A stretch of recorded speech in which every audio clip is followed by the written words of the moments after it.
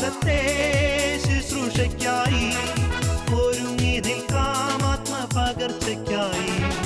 മഹിമയിൽ രാജനെഴുന്നള്ളുന്നു, മഹത്വത്തിൻ സാന്നിധ്യം പകർന്നിടുവാൻ. അന്ത്യകാലത്തെ ശുശ്രൂഷയ്ക്കായി ഒരുങ്ങി നിൽക്കാം ആത്മപകർച്ചയ്ക്കായി. മഹത്വത്തിൻ സാന്നിധ്യം, ദൈവവചനത്തിൻ അഭിഷേകം, മഹിമയിൽ വാണിടും യേശു കർത്താവിന്റെ സാന്നിധ്യം.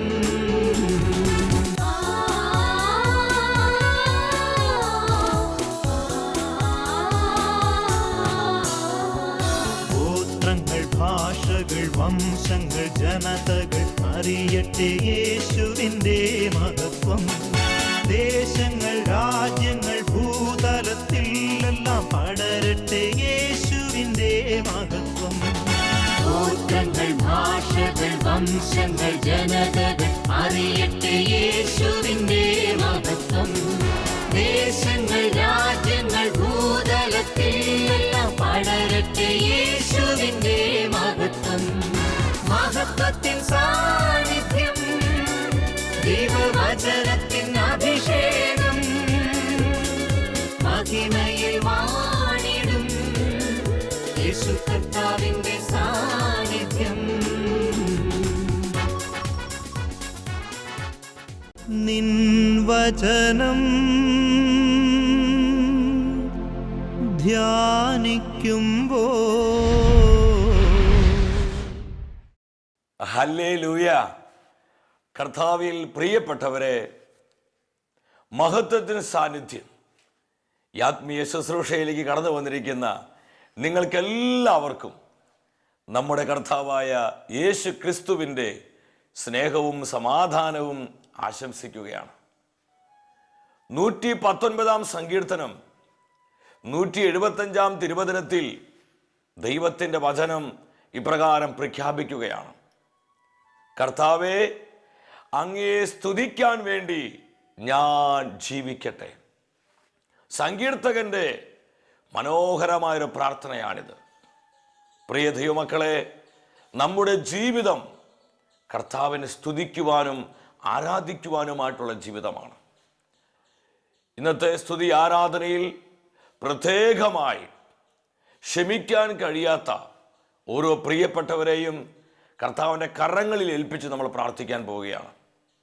നമ്മുടെ കുടുംബങ്ങളിൽ പരിശുദ്ധാത്മാവിൻ്റെ ഉന്നതമായ സാന്നിധ്യം കടന്നു വരുവാൻ, നമ്മുടെ തലമുറകളിൽ നമ്മളായിരിക്കുന്ന ജീവിത സാഹചര്യങ്ങളിലെല്ലാം ആത്മാവിൻ്റെ സാന്നിധ്യം ശക്തിപ്പെടുവാൻ നമ്മൾ ഒരുമിച്ച് പ്രാർത്ഥിക്കുകയാണ്. കുശവന്റെ കയ്യിലെ കളിമണ്ണുകളാണ് നമ്മൾ ഓരോരുത്തരും. നമുക്ക് കർത്താവിനോട് പറയാം, ഞങ്ങളുടെ ഭവനത്തെ പണിയുവാൻ ദൈവവചനത്താലും പരിശുദ്ധാത്മാവിനാലും ഞങ്ങളുടെ തലമുറകളെ പണിയുവാൻ, ഞങ്ങളുടെ ജീവിതങ്ങളെ പണിയുവാൻ ഈ സ്തുതി ആരാധനയിലൂടെ കർത്താവേ, ഞങ്ങളുടെ വ്യക്തിപരമായ ജീവിതത്തിലേക്കും കുടുംബങ്ങളിലേക്കും അങ്ങ് മഹത്വത്തോടെ വരണമേ. ഈ ഒരു പ്രാർത്ഥനയോടെ പ്രിയ സഹോദര സഹോദരി, ഇരുകരങ്ങളും കർത്താവിന്റെ സ്നേഹത്തിൽ ഐക്യപ്പെട്ട് നമ്മൾ കോർത്ത് പിടിക്കുകയാണ്. നമ്മൾ ഒരുമിച്ച് പാടി ആരാധിക്കുന്നു. We worship Lord. കർത്താവേ, അങ്ങയുടെ സ്നേഹത്താൽ, അങ്ങയുടെ വചനത്താൽ ഞങ്ങളെ പണിയണമേ, അഭിഷേകം ചെയ്യണമേ. തിരുക്കരത്താൽ വഹിച്ചുവെന്നെ, തിരുഹിതം പോൽ നടത്തണമേ. തിരുക്കരത്താൽ വഹിച്ചു എന്നെ, തിരുഹിതം കർത്താവേ ഞങ്ങളെ പണിയണമേ, നടത്തണമേ. കുശവൻ കയ്യിൽ കളിമണ്ണു ഞാൻ, അനുദിനം നീ പണിയണമേ. കർത്താവേ, ഞങ്ങളുടെ ജീവിതങ്ങളെ അവിടുന്ന് പണിയണമേ. ഞങ്ങളുടെ കുടുംബങ്ങളെ, തലമുറകളെ ഞങ്ങളുടെ വചനത്താൽ പണിയണമേ. ഒരുമിച്ച് പാടും. കുശവൻ കയ്യിൽ കളിമണ്ണു ഞാൻ, അനുദിനം നീ പണിയണമേ. കുശവൻ കയ്യിൽ ഓരോരുത്തരും വലിയ ദാഹത്തോടെ പ്രാർത്ഥിക്കട്ടെ. കർത്താവിന്റെ അത്ഭുതകരമായ സാന്നിധ്യം സൗഖ്യമായി വിടുതലായി കൃപയായി കടന്നു വരുന്ന സമയം യേശുവേ നിൻ വചനം ധ്യാനിക്കുമ്പോൾ എൻ ഹൃദയം ആനന്ദിക്കും. ആത്മനിറവോടെ പാടുന്നു. വചനത്തിന്റെ അഭിഷേകം സ്വീകരിച്ചുകൊണ്ട് കൂരിരുളിൻ താഴ്വരയിൽ ദീപമതാ നിൻമൊഴികൾ ഞങ്ങൾ ഏറ്റുപറയുന്നു. കർത്താവേ, അവിടുത്തെ വചനത്തിന്റെ ശക്തി, ദൈവവചനത്തിന്റെ അഭിഷേകം സ്വന്തമാക്കിക്കൊണ്ട് ഞങ്ങൾ ഏറ്റുപാടുന്നു. തിരുക്കരത്താൽ വഹിച്ചു എന്നെ തിരുഹിതം പോ നടത്തണമേ.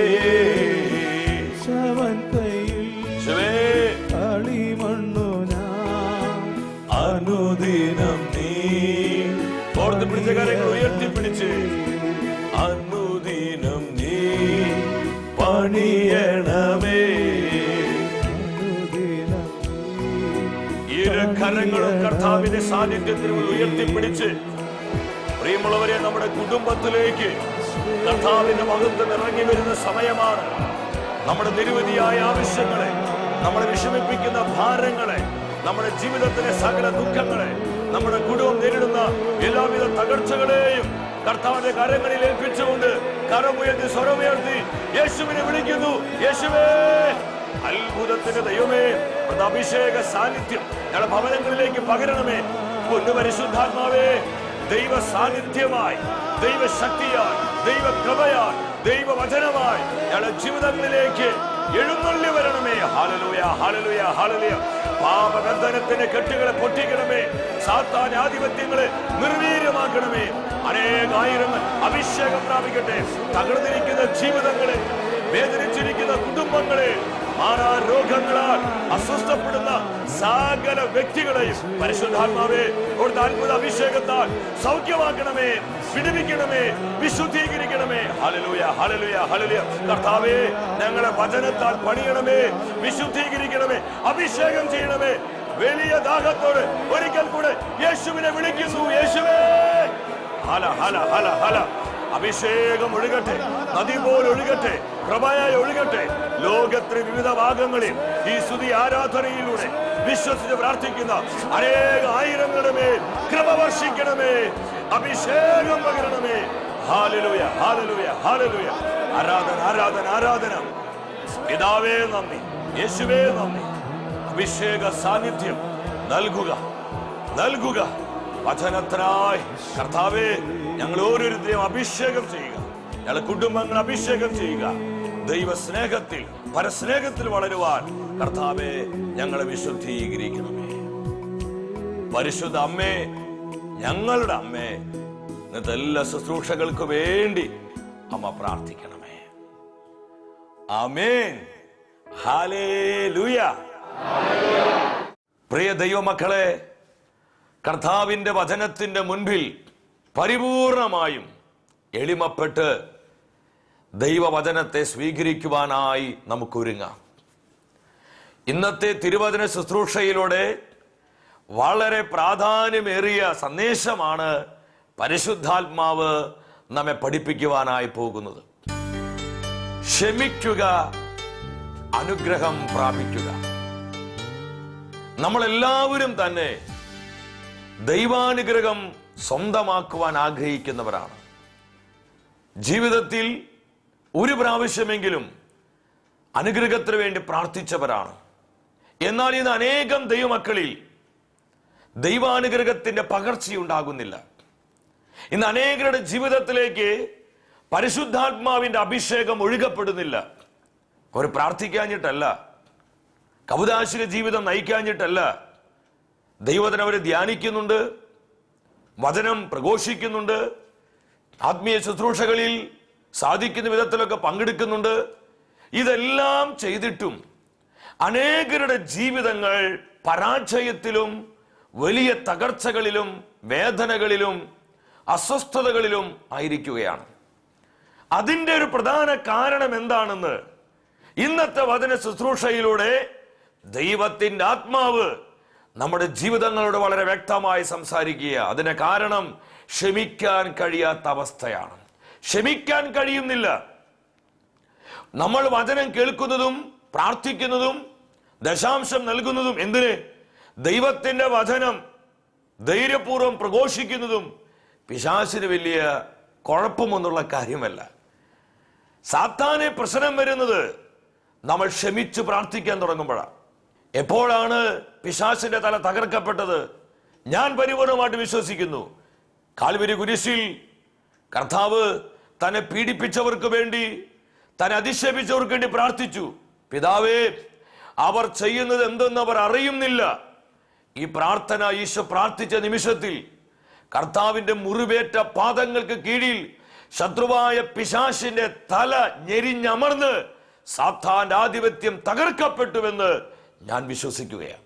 പ്രിയ ദൈവമക്കളെ, ഇന്ന് അനേകം ജീവിതങ്ങളിൽ, കുടുംബങ്ങളിൽ, എന്തിന് പല തലമുറകളിലും പിശാചിന്റെ ആധിപത്യം കടന്നു വരുന്നതിന് കാരണം അവർ ക്ഷമിക്കുവാൻ തയ്യാറാകാത്തതാണ്. ഹെബ്രായ പുസ്തകം 12-ാം അധ്യായം 15-ാമത്തെ തിരുവാക്യം. ഈ തിരുവചനത്തിലൂടെയാണ് ഈ മെസ്സേജ് കർത്താവ് നമ്മളെ പഠിപ്പിക്കുന്നത്. അവിടെ ദൈവത്തിന്റെ വചനം ഇപ്രകാരം പ്രഖ്യാപിക്കുന്നു: ദൈവകൃപ ആർക്കും നഷ്ടമാകാതിരിക്കാൻ ശ്രദ്ധിക്കുവിൻ.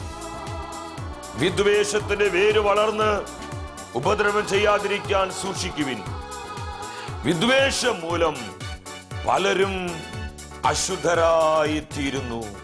ഈ തിരുവചനത്തിലൂടെ 3 കാര്യങ്ങൾ കർത്താവ് ഇന്ന് നമ്മളെ പഠിപ്പിക്കുകയാണ്. ഒന്നാമതായി, ദൈവകൃപ ആർക്കും നഷ്ടമാകാതിരിക്കാൻ സൂക്ഷിച്ചുകൊള്ളുവിൻ. രണ്ടാമതായി, വിദ്വേഷത്തിന്റെ വേര് വളർന്ന് ഉപദ്രവം ചെയ്യാതിരിക്കുവാൻ ശ്രദ്ധിക്കുവിൻ. മൂന്നാമത് പറയുന്നു, വിദ്വേഷം മൂലം പലരും അശുദ്ധരായി തീരുന്നു. ഒന്നാമത് എന്താ വചനം പഠിപ്പിക്കണേ? ദൈവകൃപ നഷ്ടമാകാതിരിക്കാൻ നമ്മൾ സൂക്ഷിക്കണം. എന്താണ് ഇതിനർത്ഥം? നമ്മൾ ശ്രദ്ധിച്ചില്ലെങ്കിൽ, നമ്മൾ എന്തുമാത്രം കൃപയിൽ വളർന്ന വ്യക്തികളാണെങ്കിലും, എന്തുമാത്രം പരിശുദ്ധാത്മ അഭിഷേകത്തിൽ നിറഞ്ഞവരാണെങ്കിലും, എൻ്റെ സഹോദര സഹോദരി, നമ്മൾ വേണ്ട വിധം ശ്രദ്ധിച്ചില്ലെങ്കിൽ നമ്മുടെ ജീവിതത്തിൽ നിന്ന് ഈ കൃപ ചോർന്നു പോകുമെന്ന് വചനം മുന്നറിയിപ്പ് തരിക. അങ്ങനെ ചോർന്നു പോയ അനേകരെ വിശുദ്ധ ബൈബിൾ നമുക്ക് പരിചയപ്പെടുത്തി തരുന്നുണ്ട്. സാവൂൾ ദൈവകൃപ ചോർന്നു പോയ ഒരു വ്യക്തിയായി. ദൈവകൃപ നഷ്ടപ്പെടുന്ന ഒരു പ്രധാനപ്പെട്ട ഏരിയ, തലം എന്താണെന്ന് കർത്താവ് പറയാ. അത് മറ്റൊന്നുമല്ല, ക്ഷമിക്കാൻ കഴിയാത്ത അവസ്ഥയാണ്. വെറുപ്പുള്ള, വൈരാഗ്യമുള്ള, പ്രതികാര ചിന്തയുള്ള, പരിഭവ മനോഭാവമുള്ള വ്യക്തികളിൽ കർത്താവിന്റെ കൃപ പെരുകുകയില്ല. അപ്രകാരമുള്ള ജീവിതങ്ങളിൽ, കുടുംബങ്ങളിൽ, കൂട്ടായ്മകളിൽ പരിശുദ്ധാത്മാവിന്റെ സാന്നിധ്യം ശക്തിപ്പെടുകയില്ല എന്ന് തിരുവചനത്തിലൂടെ ദൈവത്തിന്റെ ആത്മാവ് എനിക്കും നിങ്ങൾക്കും മുന്നറിയിപ്പ് തരികയാണ്. ഒരിക്കൽ എൻ്റെ വ്യക്തിപരമായ ജീവിതത്തിൽ ഉണ്ടായ ഒരു അനുഭവം ഞാൻ നിങ്ങളുമായി പങ്കുവെക്കുകയാണ്. ഒരു ദിവസം ഞാൻ അറിഞ്ഞു, എന്നെക്കുറിച്ച് ഞാൻ അറിയാത്തൊരു കാര്യം, ഞാൻ ചെയ്യാത്തൊരു കാര്യം ഒരു ദൈവ ശുശ്രൂഷകൻ ചില വ്യക്തികളുമായി പങ്കുവെച്ചത് അറിയുവാൻ ഞാൻ ഇടയായി. ഈ സംഭവം എന്നെ ഒരുപാട് വേദനിപ്പിച്ചു. ഞാൻ മാനുഷികമായിട്ട് ചിന്തിച്ചു, ഒരു തെറ്റും ചെയ്യാത്ത, ഞാൻ ചിന്തിക്കുക പോലും ചെയ്യാത്ത ഈ കാര്യം എന്തിനാണ് എന്നെക്കുറിച്ച് ഇതുപോലെ അപവാദം പറഞ്ഞത്? ഇത് കേട്ട് കഴിഞ്ഞപ്പോൾ ആ ദൈവദാസനോട് ഹൃദയത്തിൽ ചെറിയൊരു വെറുപ്പുണ്ടായി, ഒരു പരിഭവം. എന്നാലും അദ്ദേഹം എന്നെക്കുറിച്ച് അങ്ങനെ പറഞ്ഞില്ലേ? ഞാൻ എന്ത് തെറ്റ് ചെയ്തിട്ടാണ് അദ്ദേഹം എന്നെക്കുറിച്ച് ഇപ്രകാരം പങ്കുവെച്ചത്? ഈ ഒരു വേദന എൻ്റെ ഹൃദയത്തെ അസ്വസ്ഥപ്പെടുത്തി. അന്ന് രാത്രിയിൽ കർത്താവിന്റെ സാന്നിധ്യത്തിന് മുമ്പിൽ മുട്ടുമടക്കി പ്രാർത്ഥിക്കുക. പ്രാർത്ഥിക്കുമ്പോൾ ദൈവ സാന്നിധ്യം അനുഭവിക്കാൻ പറ്റുന്നില്ല. പരിശുദ്ധാത്മാവിന്റെ അഭിഷേക നിറവ് സ്വീകരിക്കാൻ പറ്റുന്നില്ല. വല്ലാത്തൊരു ഡ്രൈനെസ്, ഒരു ശൂന്യത, ഒരു മരവിപ്പ് എനിക്ക് അനുഭവപ്പെടാൻ തുടങ്ങി. കുറെ സമയം സ്തുതിച്ചു പ്രാർത്ഥിച്ചു, ജപമാല ചൊല്ലി, കരുണക്കൊന്ത ചൊല്ലി പ്രാർത്ഥിച്ചു. കുറച്ച് സമയം ഭാഷാപരത്തെ ശ്രദ്ധിച്ച് പ്രാർത്ഥിച്ചു. ഇതൊക്കെ ആയിട്ടും പരിശുദ്ധാത്മാവിന്റെ സാന്നിധ്യം, ആ റിയൽ പ്രസൻസ് അനുഭവിക്കാൻ പറ്റുന്നില്ല. അല്പം കഴിഞ്ഞപ്പോൾ ഞാൻ കർത്താവിനോട് ചോദിച്ചു, കർത്താവേ, എന്തുകൊണ്ട് നിന്റെ സാന്നിധ്യം അനുഭവിക്കാൻ കഴിയാതെ പോകുന്നത്? ഈ സമയത്ത് വളരെ വ്യക്തമായി കർത്താവ് എൻ്റെ ജീവിതത്തോട് ഇടപെടുകയാണ്. അവൻ എന്നോട് പ്രകാരം പറഞ്ഞു, എൻ്റെ ദാസനെ കുറിച്ച് നീ നെഗറ്റീവായി ചിന്തിക്കാൻ നീ ആരാണ്? എന്തുകൊണ്ടാണ് നിന്റെ ഹൃദയത്തിൽ നീ അവനെ വിധിച്ചത്? പറഞ്ഞ കർത്താവേ, ഞാൻ ചെയ്യാത്ത കാര്യത്തെക്കുറിച്ചാണ് പങ്കുവെച്ചത്. കർത്താവിനോട് പറഞ്ഞു, നീ ന്യായീകരിക്കേണ്ട, അവൻ എൻ്റെ ദാസനാണ്, നീ എൻ്റെ സ്നേഹത്തിൽ നടക്കുക, നിരുപാധികം ഈ സമയം ക്ഷമിക്കാൻ പറഞ്ഞു. ആ ദൈവസ്വരത്തോട് പരിപൂർണമായും കീഴ്പ്പെട്ടപ്പോഴാണ് കർത്താവിന്റെ അഭിഷേക സാന്നിധ്യം എൻ്റെ മേൽ വ്യാപരിക്കുന്ന അനുഭവം എനിക്കുണ്ടായത്. അന്നൊരു കാര്യം എനിക്ക് മനസ്സിലായി. നമ്മൾ വളരെ നിസ്സാരമായി കരുതുന്ന കാര്യം കർത്താവ് പലപ്പോഴും വളരെ സീരിയസ് ആയിട്ടാണ് കാണുന്നത്. നമ്മുടെ ഹൃദയത്തിൽ ചെറിയ പരിഭവം ഉണ്ടായാൽ മതി, എങ്കിലും എന്നോട് അങ്ങനെ ചെയ്തില്ലേ, എന്നോട് അങ്ങനെ പറഞ്ഞില്ലേ, ഞാൻ എന്ത് ചെയ്തിട്ട്, ഞാൻ ഇതുപോലെ സ്നേഹിച്ചിട്ടും എന്നോട് ഇത് ചെയ്തില്ലേ, ഈ ഒരു പരിഭവ ചിന്ത നമ്മളിലുള്ള ദൈവകൃപയെ ചോർത്തിക്കളയും. ചിലപ്പോൾ നമ്മുടെ മാതാപിതാക്കളോടാകാം, പ്രിയപ്പെട്ട ജീവിത പങ്കാളികളോടാകാം, നമ്മുടെ അധികാരികളോടാകാം, ചിലപ്പം നമ്മളെയൊന്ന് മറ്റുള്ളവരുടെ മുമ്പിൽ വെച്ച് കളിയാക്കിയവരോടാകാം, ആരോടുമാകട്ടെ. സഹോദര സഹോദരി, നിന്റെ ഹൃദയത്തിൽ പരിഭവമുണ്ടോ, വെറുപ്പുണ്ടോ എന്നല്ല ഞാൻ ചോദിക്കുന്നത്, വൈരാഗ്യമുണ്ടെന്നല്ല ചോദിക്കുന്നത്. അവൻ നശിച്ചു പോകണം, മുടിഞ്ഞു പോകണം എന്നുള്ള പ്രതികാര ചിന്തയുണ്ടോ എന്നല്ല ചോദിക്കുന്നത്. നിന്റെ ഹൃദയത്തിന്റെ ഏതെങ്കിലും കോണിൽ പരിഭവത്തിന്റെ ചിന്തയുണ്ടോ? എന്നോടിത് ചെയ്തില്ല, അത് മതി, കൃപ നഷ്ടപ്പെട്ടു പോകാൻ, നമ്മുടെ ജീവിതത്തിൽ പകരപ്പെട്ട അഭിഷേകം ചോർന്നു പോകാൻ. ശ്രദ്ധിക്കുക ദൈവമക്കളെ, കൃപ നമ്മൾ നഷ്ടമാക്കി കളയരുത്. പൗലോസിനെ കൊരിന്ത്യർ സഭയ്ക്ക് എഴുതിയ 2-ാമത്തെ ലേഖനം 6:1 പറയുന്നുണ്ട്, നിങ്ങൾക്ക് കൈവന്നിരിക്കുന്ന ദൈവത്തിന്റെ കൃപ വ്യർത്ഥമായി പോകരുതെന്ന് ഞാൻ അതിയായി ആഗ്രഹിക്കുന്നു. ഇത് തന്നെയാണ് കർത്താവിന്റെ ആഗ്രഹം. ക്ഷമിക്കാത്ത ജീവിതങ്ങളിൽ കൃപ വർദ്ധിക്കുകയില്ല. രണ്ടാമത് വചനം പറയാണ്, വിദ്വേഷത്തിന്റെ വേര് വളർന്ന് ഉപദ്രവം ചെയ്യാതിരിക്കാൻ സൂക്ഷിക്കുവിൻ. ഇന്ന് അനേകരുടെ ജീവിതത്തിൽ ഈ വിദ്വേഷത്തിന്റെ വേര് വളർന്ന് അവർക്കു തന്നെ അത് ഉപദ്രവമായിട്ട് മാറിക്കൊണ്ടിരിക്കുകയാണ്. ഇന്ന് അനേക രോഗികളായി തീർന്നതിന്റെ കാരണം പല ആസ്മ രോഗങ്ങൾ, ഹൃദ്രോഗങ്ങൾ, അലർജി രോഗങ്ങൾ, ഇതിന്റെ എല്ലാം പുറകിൽ ക്ഷമിക്കാൻ കഴിയാത്ത അവസ്ഥകളാണ്. ഒരിക്കലും സഹോദരി 27 വർഷമായി അവളുടെ വിവാഹം കഴിഞ്ഞിട്ട് ആ സഹോദരി എന്നോട് പറഞ്ഞു, എൻ്റെ ഭർത്താവിന്റെ വീട്ടുകാരെ ചതിച്ചു, സത്യം മൂടി വെച്ച് നുണ പറഞ്ഞാണ് എൻ്റെ ഭർത്താവ് എന്നെ വിവാഹം കഴിച്ചത്. വെറ്റിനറി ഡോക്ടറാണ്, മൃഗത്തിന് ഡോക്ടറാണെന്ന് പറഞ്ഞ കല്യാണം കഴിച്ചത്. കല്യാണം കഴിഞ്ഞപ്പോഴാണ് മനസ്സിലായത് അദ്ദേഹം അങ്ങനെയുള്ള വ്യക്തിയൊന്നുമല്ല.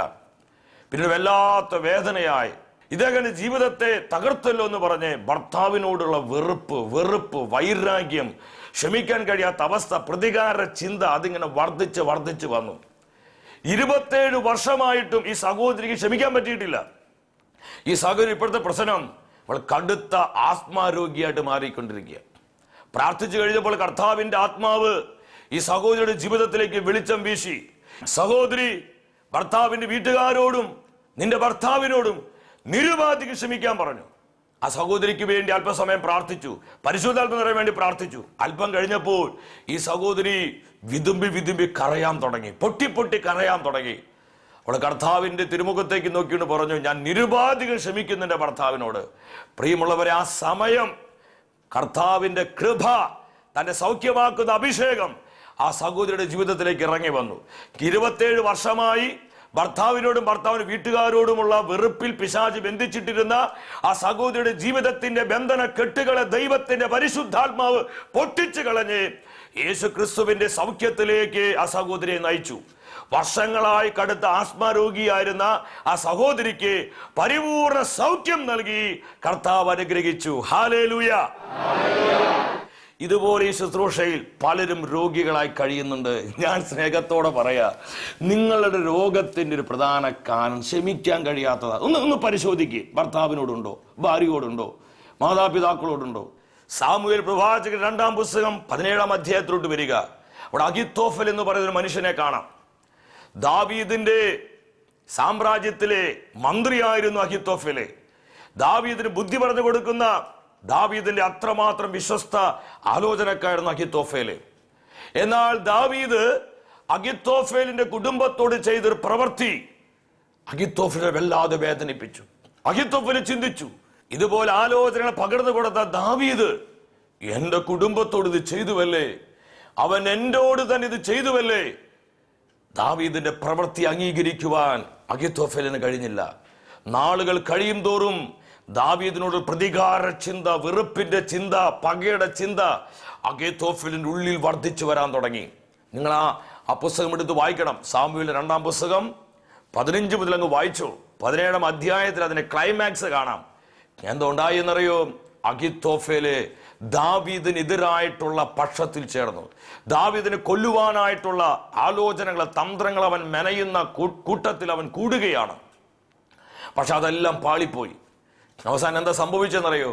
തൻ്റെ ആഗ്രഹങ്ങളൊന്നും നടപ്പാവുകയില്ല എന്ന് മനസ്സിലാക്കി അഹിത്തോഫേലിന്റെ ഉള്ളിലുണ്ടായിരുന്ന ഈ പ്രതികാര ചിന്ത അവന്റെ നേരെ തന്നെ തിരിഞ്ഞു. വചനം പറയുകയാണ് 17-ാം അധ്യായത്തില്, കുടുംബകാര്യങ്ങളെല്ലാം അവൻ ക്രമപ്പെടുത്തിയിട്ട് അവൻ കെട്ടിത്തൂങ്ങി മരിച്ചു. അഹിത്തോഫേൽ ആത്മഹത്യ ചെയ്തു. ആ പ്രതികാര ചിന്ത അവന്റെ ജീവിതത്തിന് നേരെ തന്നെ തിരിയുക. ഇന്ന് അനേകർ ആത്മഹത്യ ചെയ്യുന്നതിന് കാരണം നിരുപാധികം സ്നേഹിക്കാൻ കഴിയാത്ത മേഖലകളാ. പ്രിയമുള്ളവരെ, വിദ്വേഷത്തിന്റെ വേര് നമുക്ക് തന്നെ അത് ഉപദ്രവം വരുത്തി വെക്കുന്നു. ആരോടും ഒന്നിനോടും പരാതി വേണ്ട, പരിഭവം വേണ്ട. നിരുപാധികം ഞാൻ ആത്മാവിൽ പറയട്ടെ, നിരുപാധികം ക്ഷമിക്കുവാൻ ഈ സമയം നീ തയ്യാറായാൽ കർത്താവിന്റെ അത്ഭുതത്തിന്റെ കരം നിന്റെ മേൽ ശക്തിപ്പെടും. പരിശുദ്ധാത്മാവിന്റെ നവമായ അഭിഷേകം നിന്റെ ജീവിതത്തിലേക്ക് ഇറങ്ങി വരും. നിന്റെ കുടുംബത്തിൽ, തലമുറയിൽ അത്ഭുതങ്ങളെ, പൊട്ടിത്തെറികൾ ദർശിക്കാൻ കഴിയും. ഈ ബോധ്യമുള്ള ദൈവമക്കൾ മാത്രം സ്വരമെഴുത്തി ഹല്ലേലൂയ പറയട്ടെ. ഹല്ലേലൂയ.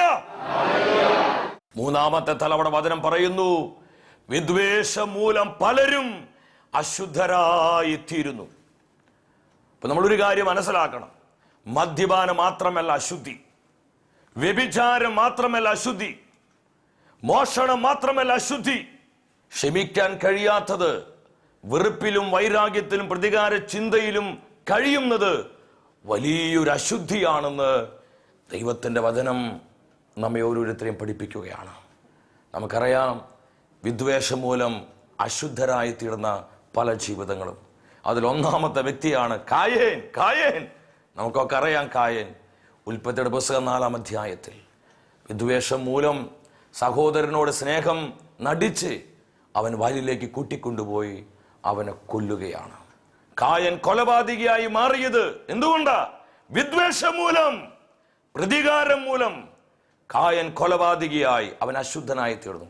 ഈ തിരുവചനങ്ങളിലൂടെ എല്ലാം കർത്താവ് നമ്മളെ പഠിപ്പിച്ചത്, ക്ഷമിക്കാത്ത ജീവിതങ്ങൾക്ക് ദൈവകൃപ സ്വീകരിക്കുവാൻ സാധിക്കുകയില്ല. ക്ഷമിക്കാത്ത ജീവിതങ്ങളിൽ പരിശുദ്ധാത്മാവിന്റെ സാന്നിധ്യം ശക്തിപ്പെടുകയില്ല. ക്ഷമിക്കാത്ത ജീവിതങ്ങളിൽ ക്രിസ്തുവിന്റെ സമാധാനം അവരെ ഭരിക്കുകയില്ല. ക്ഷമിക്കാത്ത ജീവിതങ്ങളിൽ പരിശുദ്ധാത്മാവിന്റെ നടത്തിപ്പുണ്ടാവുകയില്ല. പരിപൂർണമായി നിരുപാധികം ക്ഷമിച്ചുകൊണ്ട് ദൈവസ്നേഹത്തിൽ നിറഞ്ഞ വ്യക്തികളായി കർത്താവിന്റെ സ്നേഹത്തെ ഈ ലോകത്തിന് നൽകുന്ന അനുഗ്രഹീത ജീവിതങ്ങളായി നമ്മുടെ ജീവിതങ്ങളെ പൂർണ്ണമായും നമുക്ക് ഓരോരുത്തർക്കും രൂപാന്തരപ്പെടുത്താം. നിങ്ങളുടെ വ്യക്തിപരമായ നിയോഗങ്ങളെയും കുടുംബത്തിൻ്റെ നിരവധിയായ ആവശ്യങ്ങളെയും കർത്താവ് സമൃദ്ധമായി അനുഗ്രഹിക്കട്ടെ.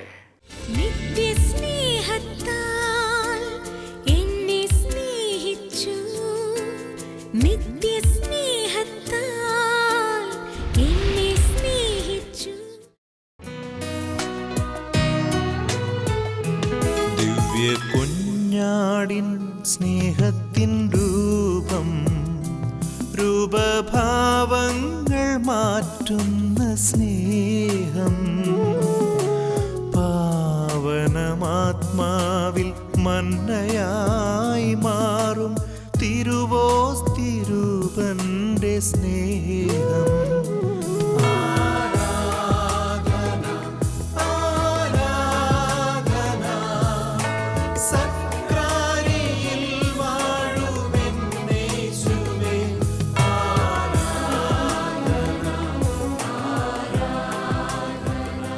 പരമപരിശുദ്ധനായ ദൈവം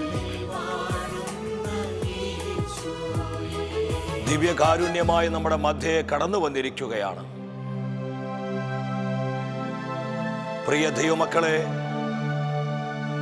തിരുവചനത്തിലൂടെ പരിശുദ്ധാത്മാവ് നമ്മുടെ ജീവിതങ്ങളോട് സംസാരിച്ചു. പ്രിയ ദൈവമക്കളെ, ഇരുകരങ്ങളും തിരുവോസ്തിരൂപനായ യേശുവിന്റെ തിരുമുൻപിലേക്ക് നമുക്ക് യാചനാപുറം നീട്ടിപ്പിടിക്കാം. ഈ സമയം അനേകം ജീവിതങ്ങളിലേക്ക് കർത്താവിന്റെ കൃപ കടന്നു വരുന്ന സമയം. നമ്മുടെ ജീവിതം നേരുള്ളതായി മാറണം. ഒരു സുതാര്യതയിലേക്ക് നമ്മളെല്ലാം വരുവാൻ ഈ ആരാധനയിലൂടെ കർത്താവ് ആഗ്രഹിക്കുകയാണ്. ദൈവമക്കളെ, കരങ്ങൾ ഉയർത്തി നിലവിളിച്ചു പ്രാർത്ഥിക്കേ, കർത്താവേ, യാഥാർത്ഥ്യബോധമുള്ളവരാകുവാൻ, ഞങ്ങൾ എന്താണോ അപ്രകാരമായി ജീവിക്കുവാൻ, ദൈവഹിതപ്രകാരം ജീവിക്കുവാൻ, വിശുദ്ധിയോടെ ജീവിക്കുവാൻ, വിശ്വസ്തയോടെ ജീവിക്കുവാൻ, പരസ്പരമുള്ള സ്നേഹത്തിന്റെ കൂട്ടായ്മയിൽ ഞങ്ങൾ മുന്നേറുവാനുള്ള അഭിഷേകം ഈ ആരാധനയുടെ ഞങ്ങളിലേക്ക് പകരണമേ. പ്രാർത്ഥിച്ച് കരങ്ങൾ ഉയർത്തി സ്വരമുയർത്തി പരിശുദ്ധാത്മാവിനെ വിളിക്കേ. Come Holy Spirit. Hallelujah, hallelujah, hallelujah.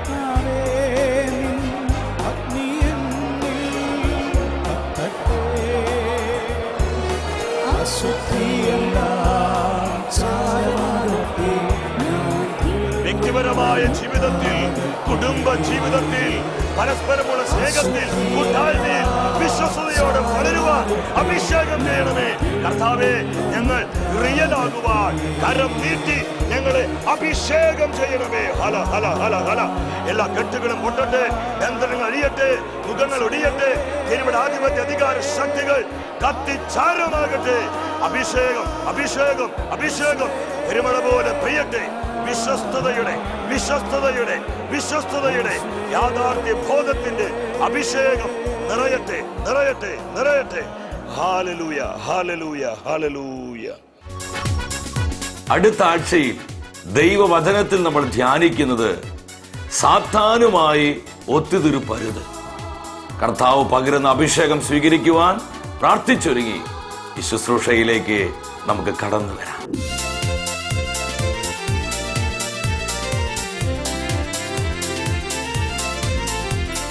മഹത്വമേ മഹത്വമേ മഹത്വത്തിൻ രാജാവേ, മഹത്വത്തിൻ സാന്നിധ്യം.